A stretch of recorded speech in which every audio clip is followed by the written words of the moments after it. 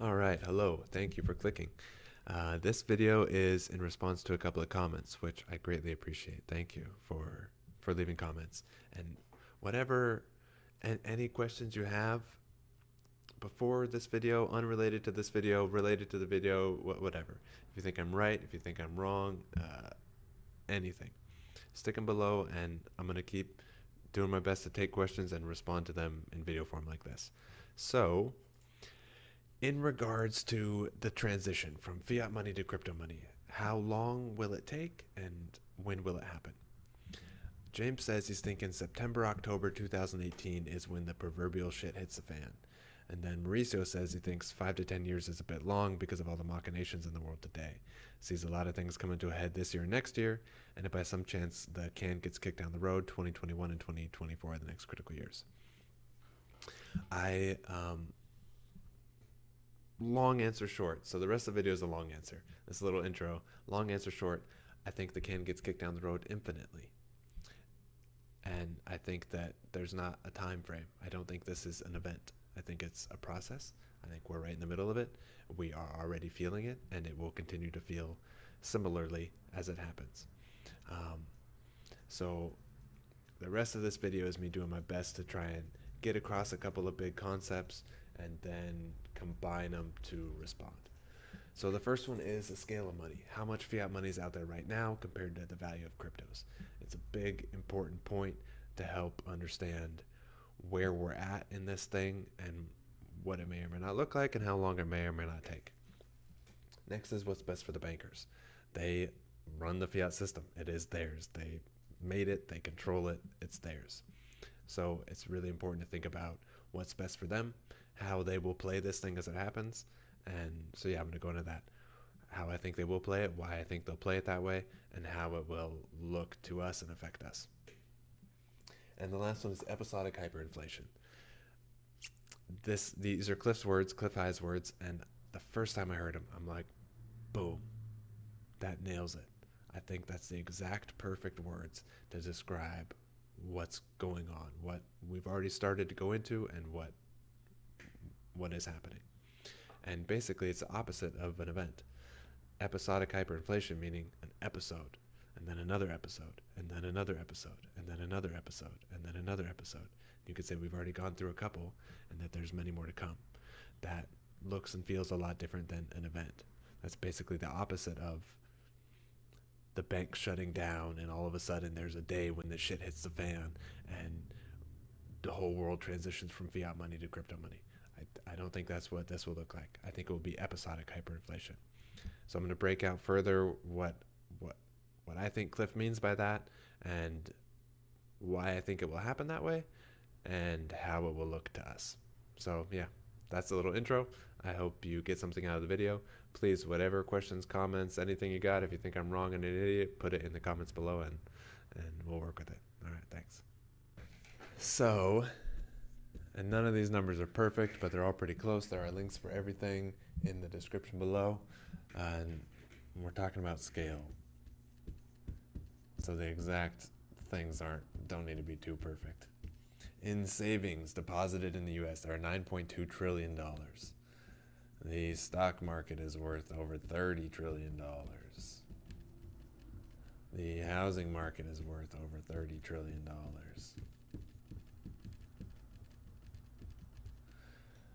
The bond markets are worth over $40 trillion.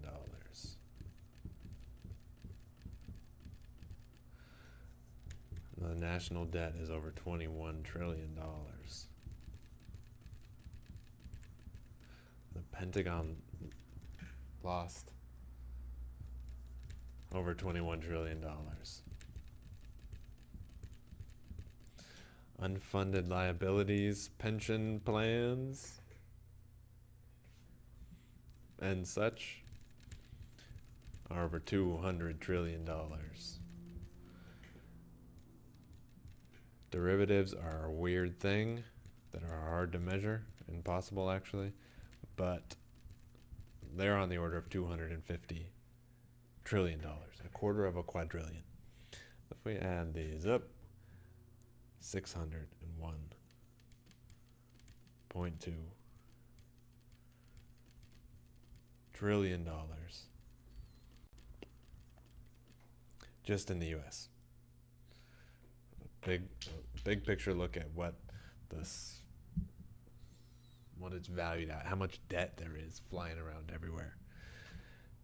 And then if we take this and expand it to the world pretty conservatively, we can come up and say that there's 1.5 quadrillion. If you convert yen, won, ruble, euro, all that crap, you do the same thing and convert it to dollars, somewhere in the order of, pretty conservatively, 1.5 quadrillion dollars. That is a lot of money, or a lot of debt. Okay, so let's take this 1.5 quadrillion number and compare it to, first of all, GDP. GDP is 18.62 trillion. So that's a ratio of 1,500 compared to 18.62. Cryptos right now are worth about 350 billion. So that's a ratio of 1,500 compared to 0.35. And numbers don't work very well for a lot of people, so I'm going to take guesses at what circles would look like. We're going to call this dark money. Most of this is not stuff that you or I see. This is big oil money and who knows what else, like big money. Probably guys laughing at Warren Buffett kind of money. If that's that, this is 1,500, remember, then what would 18.62 be? If we break that down some, we have 750 to 9. Let's call it 75 to 1, something like that. So 1/75 of this circle. So not very much, something like that. This is GDP. Now, remember 1,500 compared to, let's call it 0.33 for easy math. That's 4,500 to 1. So the crypto circle is 1/4,500th of this circle. So probably not even visible, but we'll make it visible. So here's the ratio, and I think the way to think about what's happening is like 3 different pools of money. So this is not perfectly, of course, but in a sense, it's our spending money. It's what we make, and this is American GDP, but what we make, what we take home, this is money that's part of the economy, right, to at least some degree. Now, if very much were to come out of here, if 10% were to come out of here, that's $150 trillion compared to 18 trillion. It would push that by 10 times. If that money were to come out of here and come into here, if some super rich guy were able to sell a whole bunch of stocks and oil and whatever he owned and just store all that money up and then take it and put it in the economy, which is a hard thing to even imagine how someone could do, but start a whole bunch of businesses and pay people 10 times what anybody else was paying. Like, and just everybody goes to work for this guy. And if you don't go to work for him, well, you're kind of screwed, because if everyone's getting paid 10 times more, well, you know, people are paying more for food, and the price of cars just went up, and the price of houses just went up, and blah, da, da, da, da. And I won't go there. But, okay, so a lot of stuff just got a lot more expensive because a guy with a whole bunch of money came into town and bought all the companies and is paying everybody 10 times what they were getting paid before. And you could say, oh yeah, like, awesome, I'm getting paid 10 times. I used to make $50,000 a year, and now I make $500,000 a year. That's way better. I'd way rather make $500,000 than $50,000. But would you? If that happens to everybody all at the same time, what happens to the money that you used to have? You had $100,000. That's 2 years worth of wages. You had that in your bank account, say.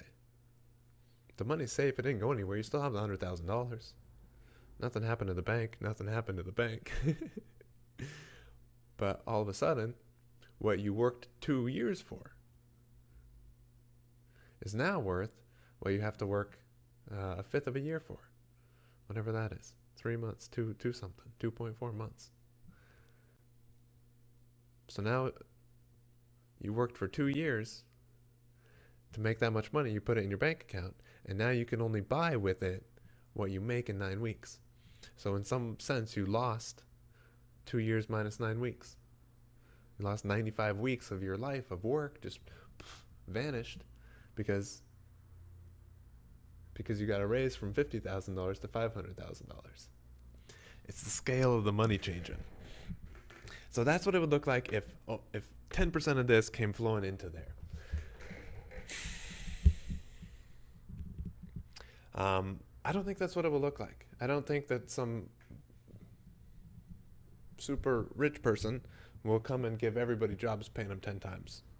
I think that wages probably won't change. I think that not in terms of US dollars. The number of US dollars you're getting, I think probably won't change.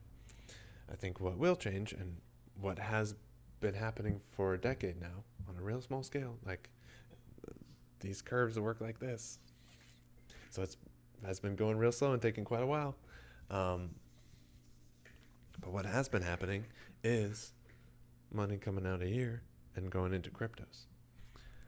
This system relies on debt. For it to continue, it has to create exponentially more debt. And that's why we see the prices of everything going bonkers. And we haven't really seen it in food yet, but we see it in the stock markets. We see it in housing markets. We see it in the bond markets. We see it in just the fact that there's constantly more. We're going into debt crazy fast. We're going. We're like printing stuff that's nothing and saying it's worth something, and that is creating money. That is creating dollars. When you go to buy a house, if you buy a $250,000 house and you put $20,000 down and they give you a $230,000 mortgage, they don't take $230,000 out of my account and give it to you. They create $230,000. Somebody pointed out to me that in the contract it says this is new money. When you fill out your mortgage contract, they are creating new money. So poof, here's an extra $230,000 into the system. This relies on that. That has to constantly keep happening. I don't think that the way it will escape is by some super rich person coming and creating a whole ton of jobs and paying everybody 10 times what they're getting paid. Rather, I think what's going to happen is that they're going to buy cryptos. And I think money will probably be explicitly created to buy cryptos. But whether that happens or not, it's just money coming out of here. It can't really go into food. Like, you can only buy so much food, and what are you going to do with it? But it can go into here. This is an outlet. It's the black hole that Max Kaiser talks about. A crazy, crazy time in history. This is where this money can go. All of it. So this system has never been so big. It's never been so global. It's never been so interconnected. It's just never been on this scale before. And it goes, it's a degenerating game. It goes until it just breaks. And it can either break because nobody trusts anybody to have any money, and because nobody has any money, like almost happened in 2008, or the other way is they just print and print and print and print. And I think that's what we'll see. Cliff uses the words episodic hyperinflation. I think that exactly nails it. And the technical definition of hyperinflation is new money being created. That's not normally what we think of. We think of the prices going nuts. And of course, they're connected. If a whole ton of new money is created, then the prices are going to go nuts. Except for what's been happening is a whole ton of money's been created, and it's gone into this weird dark stuff. And now, a bottle of scotch went for $2 million the other day. Like, the prices of paintings and of classic cars and of houses and stuff like this are going absolutely bonkers. It's because there's too much money being created. There has been too much money being created for a long time, and it's getting exponentially worse as it has to. If it doesn't, we come to 2008. Like, it's a trap. You're screwed if you do, and you're screwed if you don't. So the winning way for the bankers, the people who are in charge of the old system, the winning way for them is to hyperinflate. It's to just print more money because they get it first. So they can either let all of their money be valueless overnight, or they can just print more and more and more and more and buy more stuff In 2008, the bankers gained control of a lot of houses, print more money. So you come into my banker shop, I'll give you a mortgage. That means I'll create a bunch of money. I'll give it to you. You go use it to buy a house. Then you probably get a refinance and some other junk and a double mortgage. I don't know what any of this shit's called. But you do that. And now you have less equity in your home than you even did. And you're not getting equity very fast. You got to make a bunch of payments that are pretty much just interest before you even barely start paying on the equity. So then what happens? The value goes down. You're underwater. Bank comes in, repos all the houses. They printed money and came up in terms of real world stuff on a massive scale. Back to my Monopoly thing on this. If we're playing Monopoly, there's 4 people, and the biggest bill is 5,000 Monopoly dollars. Let's call them dollars, 5,000 real dollars. And I'm a banker, and I go in the back room, and I make a bunch of noise, and I come down and I sit down with a stack of $50,000 bills. You're not going to want to play anymore. You're just done. Like, that's stupid. I obviously cheated. And instantly your money is valueless. I don't think they will play that this way. I think they'll go print a couple extra $5,000 bills and kind of sneak them in there. And then, how about 4? Sneak those in there. I think I can get away with 7. Sneak those in there. But remember, 7 is like teeny compared to what they got. They could, I mean, it's infinite. They can print as much as they want. They can come out and sit down with a whole stack of $50,000 bills. But everyone would almost instantly lose faith in the game. It's over. I don't think that they're that stupid. I think that it will be more slow. I think that they will, like I said, just sneak a little bit in there. And then 20 bills. And 60 bills. And unfortunately, the people who believe, or fortunately, depending on how you look at it, the people who believe the mainstream media, the narrative, and that the U.S. dollar and the U.S. government and blah, blah, blah, these people have our back. This is who we need to bow down to. The people who hold on to that the longest are the people getting screwed the worst. So if they just sit down with this whole pile of $50,000 bills, instantly it's over. Everybody loses faith. I'm not touching your dollars. They're not worth anything, obviously. So all of a sudden, like, boom, everything locks in and you have what you have. So the banker was able to buy a lot less during the transition by sitting down with all that money all at once. They're a lot better off sneaking in 5,000, buy a little bit of stuff, sneak in some more, buy some more. The most gullible people just buy them, screw them the most, but do it slowly, because right now there's a lot of people who are nervous about cryptos. They are taking advantage of that. They're not just taking advantage of it, they're working hard to create that, to keep that going for as long as they can, to whatever degree they can. Because the longer they can do that, the more they can keep playing this game of print and buy real stuff. Print fake money and buy real stuff with it. Just sneak another $5,000 bill into the Monopoly game, buy one more property. Sneak 2 $5,000 bills, buy 1.5 more properties, because money's already going down a little bit. But people are taking a while to catch on, so I'm able to keep running this thing and buying more stuff. If you try and do it too fast, if you show all your cards, everybody loses faith in the game, and you're going to come out on with less stuff. So I think that this episodic hyperinflation is a chunk of money comes out of here and goes into here. It takes a really small portion of this to make that double. That's an episode. And if the price of cryptos from here, if it doubles, Jason at 4 is buying a Tesla. Right? If the price of cryptos doubles, I'm going to scrape a little bit off. I'm going to go buy something nice. So a little bit of that comes into here. And it drives up the prices in the real world a little bit. If all of a sudden there's let's say 15,000. If all of a sudden there's 15,000 people who want to scrape a little bit off and buy a Tesla, well, there's more demand, same amount of supply, price goes up. Then another episode. That's a bigger chunk of money. This is already bigger, so it about doubles it again. Now your cryptos are up 4 times. And I'm definitely going to scrape something off and buy a little bit. Price go up a little bit. That's like 6% or something of that money. Boom. Cryptos are 10 times bigger. 10 times from where they were. So now you're at 40 times on your money. Now you're taking a fancy vacation, staying in a 5-star hotel, like doing it. Money's coming in. Shit over here is getting more expensive.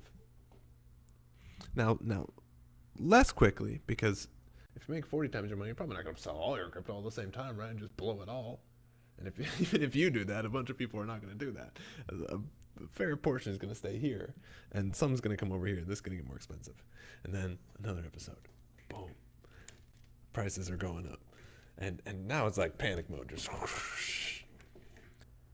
That last thing where it gets crazy, that's like, now we're talking about Germany and you see people sweeping money off the streets. But it takes a long time to get there. And we're a ways away from that. Like, remember this ratio. Look at where it started. I don't think it's going to be this fall that all of this flips into here. Because these guys who are in control of that money, they would lose way too hard by doing that. They're better off hyperinflating, creating more, printing more. The sooner they bail, the less stuff they get to buy. The longer they can run this thing, the more stuff they get to buy. So I think it will be in episodes. And in the price of Bitcoin, of course, that looks like it has looked. We get jump, boom. Is there episodes? This is a chunk coming out of here, moving in, and price goes way up. And I think it will look and feel that way for a while. And if it happens in 5 years, that is incredibly fast. Meaning it happening, meaning we get to where no fiat money is used anymore, not accepted anywhere. If that happens in 5 years, holy crap, that's crazy fast. Another way of saying it is I don't think there will be a time. I don't think there'll be an event that is like it happened. I think it's episodes. It's a chunk of money comes out of the old system into the new. And we get this kind of shockwave. And the shockwave next time is bigger and bigger and bigger in terms of dollars, but less in terms of percentage of weird, crazy newness. It's still weird and crazy new, but now we've had 3 or 4 or 5 of them, and they keep getting bigger, so it's like less.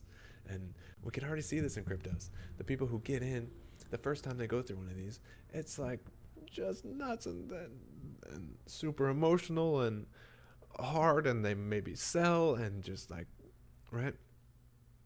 But the people who've been around a long time, it's like, oh yeah, another one.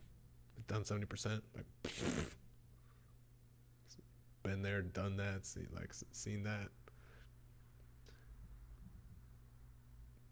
It's you're getting accustomed. You're getting your sea legs. You're getting accustomed to this crazy time in history where we're going through episodic hyperinflation, where fiat currencies globally, all of them are dying, and that way of measuring wealth is changing from fiat currencies to cryptocurrencies. And that is episodic hyperinflation in the fiat currencies, which is episodic getting rich in terms of fiat currencies by holding cryptocurrencies.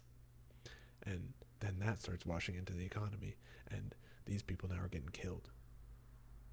The people, the most resistant to change, just squished, because you're still holding US dollars. And those US dollars continue to buy you less and less and less and less and less, because more and more people have made more and more money on Bitcoin.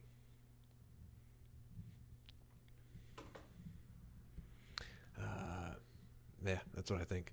Let me know if that helps any, if it makes any sense. If you have any questions, put them in the comments below. And yeah, thanks.